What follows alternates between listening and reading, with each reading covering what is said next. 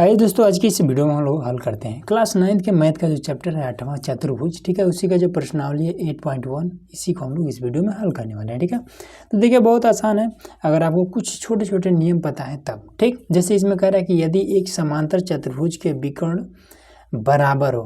ठीक है, अब विकर्ण क्या होता है ये चीज़ तो आपको पता होना चाहिए। ठीक है, अब समांतर चतुर्भुज क्या होता है ये भी आपको पता होना चाहिए। ठीक, तो सारी चीज़ बताऊँगा। तो बराबर हो, ठीक है, कह रहा है कि समांतर चतुर्भुज के विकर्ण अगर बराबर हो तो दर्शाइए कि वह एक आयत है। ठीक, तो देखिए सबसे पहले आयत किस प्रकार का होता है ये चीज़ भी तो एकदम से आपको कंफर्म होना चाहिए। ठीक है, तो देखिए सिंपल आपको एक आकृति बना देना है। ठीक है, आकृति में पहला चीज़ कि आयत की जो आकृति होती है कुछ इस तरीके की होती है। ठीक है, इसके सभी के सभी ये वाले जो कोण होते हैं ये 90 डिग्री के होते हैं। ठीक है, इसका नाम देते हैं ए बी सी और ये डी।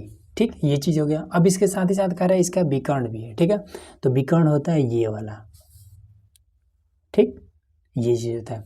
अब जब आपके सामने आ जाए कि समांतर चतुर्भुज। ठीक है, समांतर का मतलब होता है कि ये वाला भुजा जितना बड़ा उतना ही बड़ा ये होगा। ठीक है, और ये एक दूसरे के समांतर भी होगा। ठीक है, उसी तरीके से ये इसके भी समांतर होगा। ठीक है, तो ये चीज़ क्लियर हो गया और बराबर भी होगा।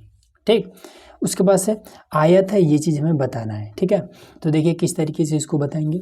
सबसे पहला चीज़ आयत में आपको पता होना चाहिए कि इसके जो कोण होते हैं ये कोना वाला ये वाला सभी ये सभी के सभी 90 डिग्री के होते हैं। ठीक है, अगर आप दर्शा देते हैं कि ये 90 डिग्री के हैं और ये वाला विकर्ण आपस में बराबर है, ये है इसमें दिया ही है। ठीक है, कह रहे हैं ना कि विकर्ण बराबर हो, तो विकर्ण बराबर है और सभी 90 डिग्री है, मतलब ये आयत है। सिंपल है। ठीक, तो इसको कैसे करेंगे देखिए, सिंपल आपको लिखना है पहले हल और यहाँ पर लिखना है कि दिया है। क्या चीज़ दिया हुआ है तो इसका विकर्ण बराबर है ये चीज़ दिया हुआ है। तो विकर्ण का नाम क्या है ए सी बराबर है बी डी के। ए सी बराबर है बी डी के। ठीक, और ज्ञात करना है, ज्ञात करना है। क्या चीज़ ज्ञात करना है कि ये एक आयत है। ठीक है, ए बी सी डी जो रेखा है ये आपका ये जो आकृति है एक आयत है। ए बी सी डी एक आयत है, ये चीज़ हमें बताना है। ठीक, उसके बाद से तो चलिए इतना क्लियर हो गया। इसके बाद से लिखेंगे हमें ज्ञात करना है, ये भी हो गया। अब इसके बाद से आपको लिखना है उपपत्ति, इस तरीके से उपपत्ति लिख देना है। ठीक है, अब किस तरीके से कि ये सभी ठीक है इनका कोई भी कोना ये वाला जो कोण बन रहा है ये वाला ये कैसे इसको 90 डिग्री बताएंगे। तो देखिए इसके लिए हम क्या करेंगे कि इसमें ये वाला एक त्रिभुज बन रहा है ये वाला। ठीक, इस त्रिभुज को ले लेंगे और ये वाला एक त्रिभुज बन रहा है ये वाला। ठीक है, इस त्रिभुज को ले लेंगे। ठीक है, अब इस त्रिभुज में ये वाला कोना हो जाएगा और इस त्रिभुज में ये वाला कोना मिल जाएगा, बस काम हो जाएगा। ठीक, तो लिखेंगे कैसे, त्रिभुज ए बी डी में त्रिभुज ए बी डी और दूसरा त्रिभुज कौन सा ले लेंगे ये वाला ए बी सी, त्रिभुज ए बी सी में इस तरीके से आपको ले लेना है। ठीक है, अब देखिए हमने आपको क्या बताया था कि अगर समांतर का मामला हो जाए, ठीक है, समांतर चतुर्भुज में तो ये वाला भुजा इस भुजा के बराबर होगा। तो यहाँ पर लिख देंगे कि जो भुजा है ए डी ये बराबर हो जाएगा बी सी के। कैसे, तो समांतर चतुर्भुज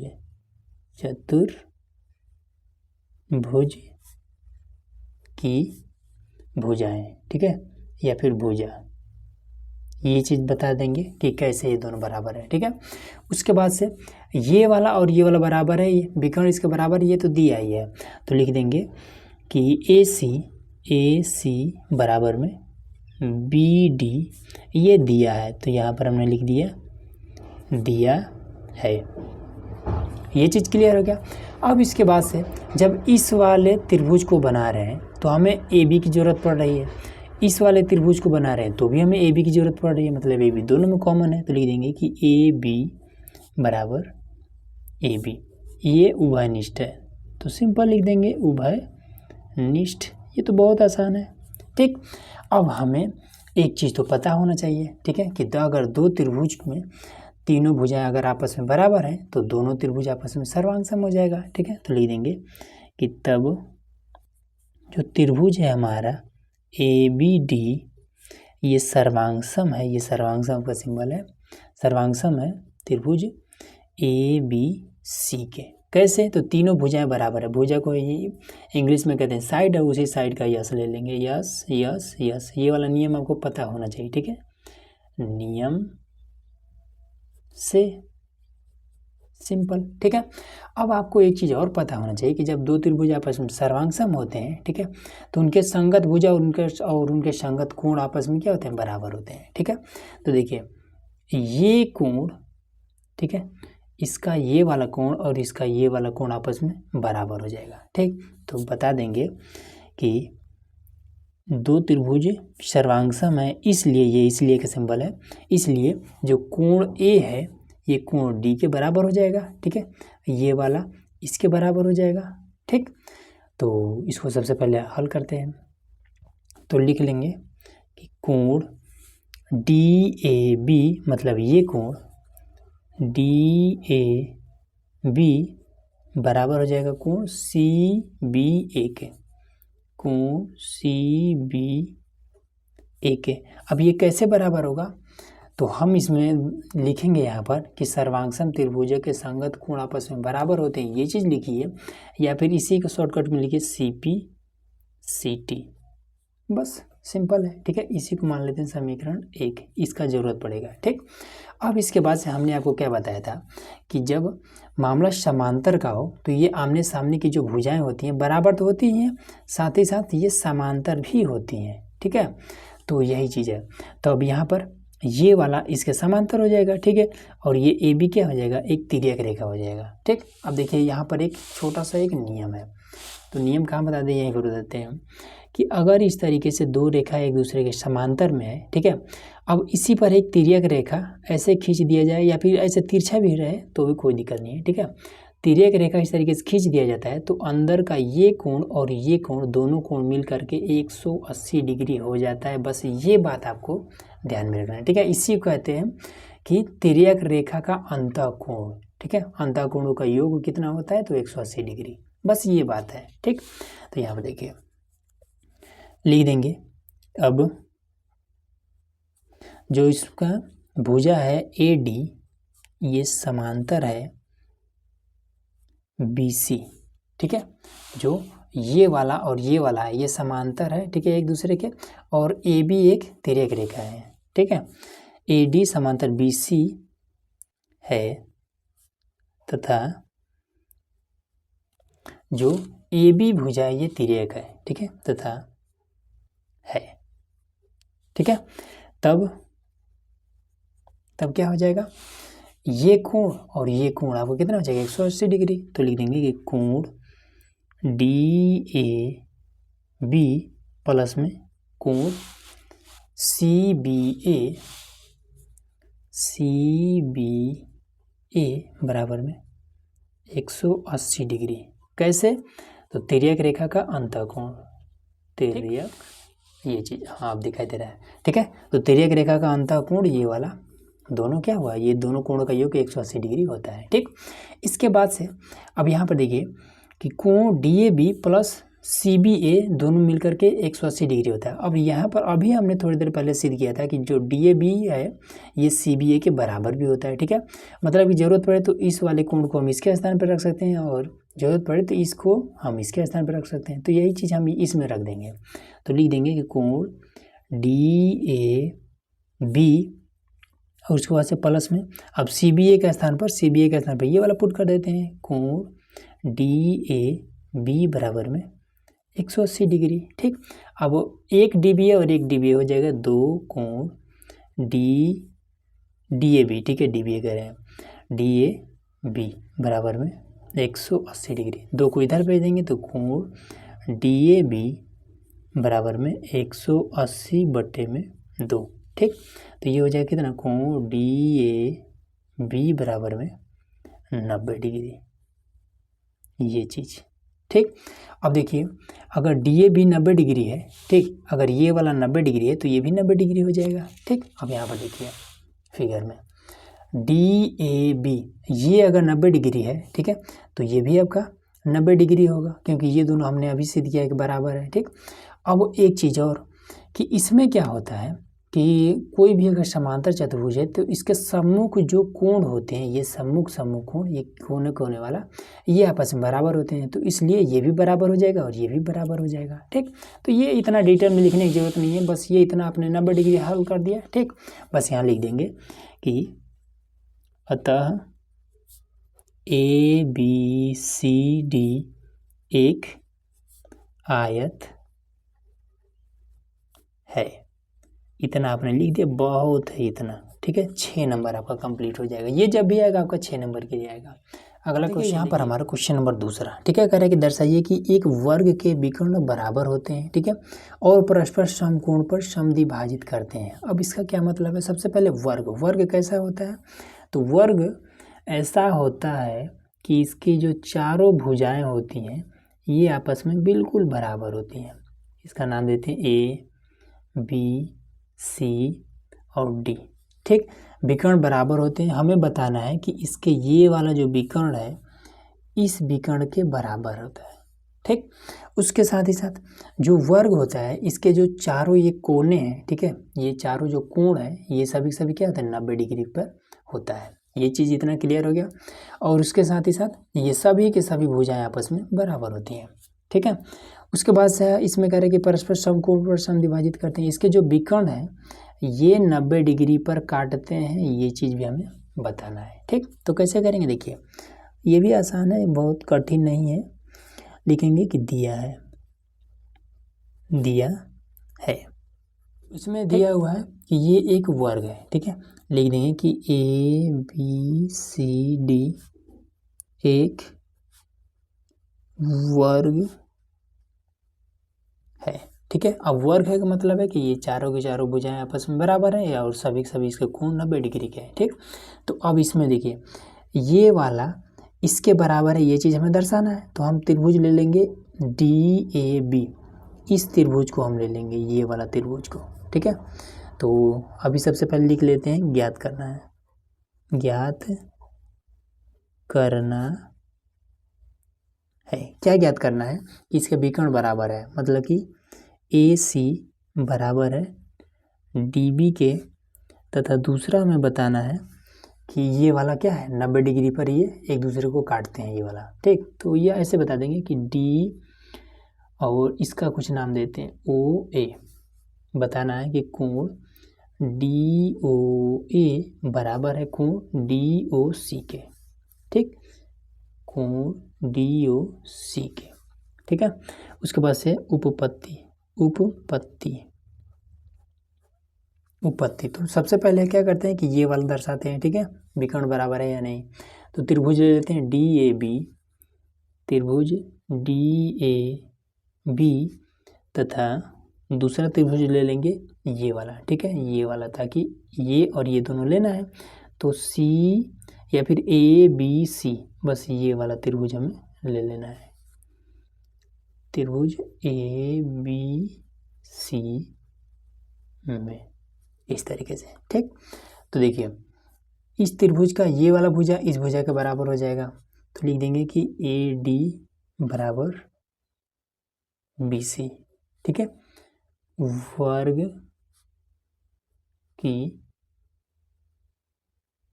भुजाएं। ठीक, दूसरा चीज ये वाला इस त्रिभुज को बनाने में AB मिल रहा है, इस त्रिभुज को बनाने में भी AB मिल रहा है, तो लिख देंगे कि AB बराबर AB, उभयनिष्ठ। ठीक, उसके बाद से इस त्रिभुज में, ठीक है, इस त्रिभुज में ये वाला कोण 90 डिग्री का है और इस त्रिभुज में भी ये वाला कोण 90 डिग्री का है। ठीक है, तो ये हो जाए कितना कि कोण DAB बराबर DAB, ये वाला कोण बराबर है CBA के या फिर ABC के। कोण ABC प्रत्येक 90 डिग्री है। ठीक, क्लियर हो गया। अब इसके बाद यहाँ पर बता देंगे तब जो त्रिभुज है DAB ये सर्वांगसम हो जाएगा त्रिभुज ABC के। कैसे? तो दो भुजा और एक कोण बराबर है, तो यस नियम से ये चीज़, ठीक। अब जब ये दोनों बराबर हैं, ठीक है, तो इसके हमने आपको क्या बताया था कि अगर दो त्रिभुज आपस में सर्वांगसम है तो इनके जो संगत भुजाएं हैं ये आपस में बराबर हो जाएगा। तो ये बराबर है, ये वाला दोनों में कॉमन है और ये वाला बच रहा है, तो ये दोनों बराबर हो जाएगा, ठीक है। तो यहाँ लिख देंगे, इसलिए जो भुजा है इसमें कौन सा AC ये DB के बराबर हो जाएगा। जो भुजा है AC ये बराबर हो जाएगा DB के, ठीक। कैसे बराबर होगा? तो यहाँ पर लिखिए एकदम विस्तार से कि सर्वांगसम त्रिभुजों के संगत भुजाएं आपस में बराबर होती हैं, या फिर शॉर्टकट में लिखिए CP CT, खत्म कहानी।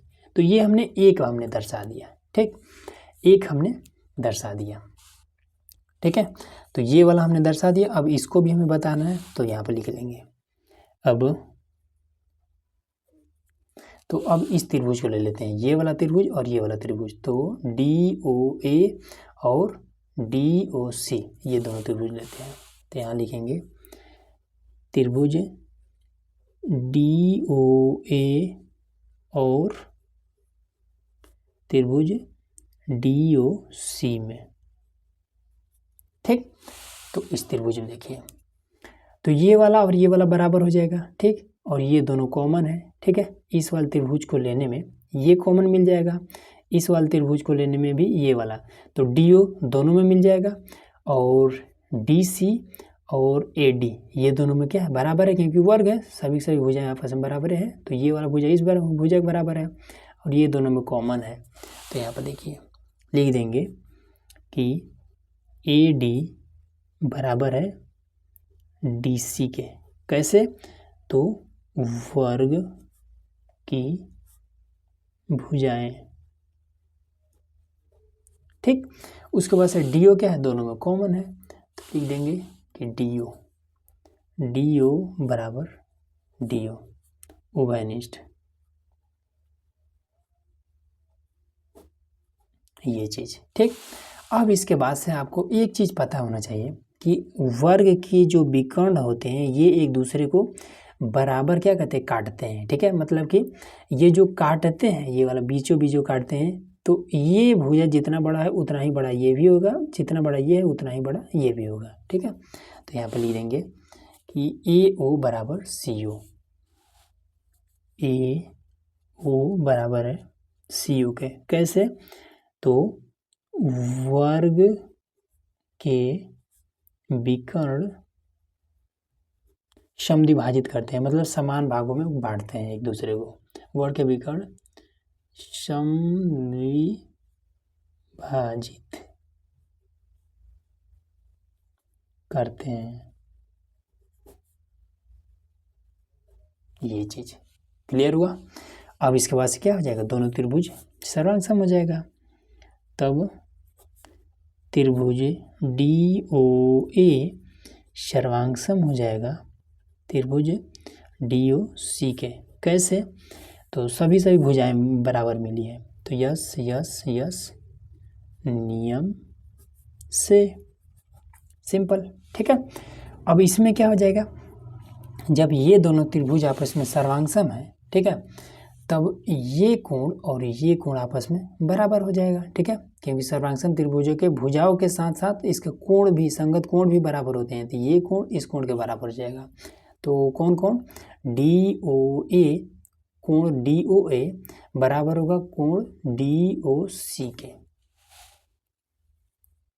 दोनों त्रिभुज सर्वांगसम है, इसलिए कोण DOA बराबर होगा कोण DOC के। कैसे बराबर होगा, तो CP CT, ठीक, समीकरण 1 मान लेते हैं। अब यहाँ से देखिए आपको छोटा सा एक नियम पता होना चाहिए। अगर इस तरीके से एक रेखा खींच दिया जाए, इस पर कोई बिंदु हो, तो ये कोण कितने डिग्री का होता है, सबको पता है 180 डिग्री का, ठीक। इसी पर अगर हम इस तरीके से काट दें तब ये कितने डिग्री का होगा, तब ये कोण और ये कोण दोनों मिल करके कितना हो जाएगा 180 डिग्री का होगा। इसी को कहते हैं रैखिक युग्म। ठीक, रैखिक युग्म। तो यहाँ पर भी देखिए ये एक रेखा है, यहाँ पर एक बिंदु है और ये एक लाइन काट रहा है, तो इधर का ये कोण और इधर का ये कोण मिलकर कितना हो जाएगा 180 डिग्री। तो वही चीज़ यहाँ पे लिखना है। ठीक है, यहाँ पे लिख देंगे अब कोण DOA प्लस कोण DOC मिलकर के 180 डिग्री का हो जाएगा। कैसे? तो रैखिक युग्म, रैखिक युग्म। ठीक, अब इसके बाद से अभी हमने यहाँ पर सिद्ध किया कि ये दोनों आपस में बराबर है, तो जरूरत पड़े तो इसके स्थान पर ये और इसके स्थान पर ये, ठीक है, एक दूसरे के स्थान पर रख सकते हैं। तो यहाँ पर रख देंगे कोण DOA प्लस में इसके स्थान पर यहाँ पर रख देते हैं। ठीक है, DOC के स्थान पर ये वाला रख देते हैं, कोण DOA बराबर में 180 डिग्री।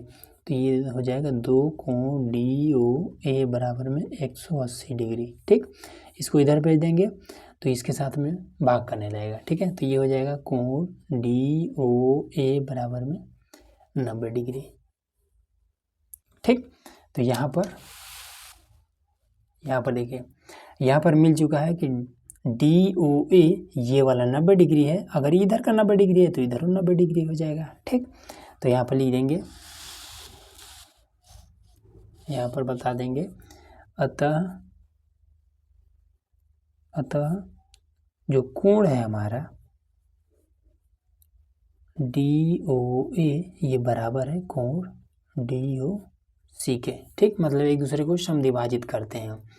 ठीक है, तो वर्ग के यहाँ पर हम बता देंगे कि वर्ग के विकर्ण एक दूसरे को समकोण पर समद्विभाजित करते हैं। तो यहाँ पर लिखना होगा तो लिख लीजिएगा, बस यही इतना आंसर है, ज़्यादा लंबा खींचने की जरूरत नहीं है। ठीक है।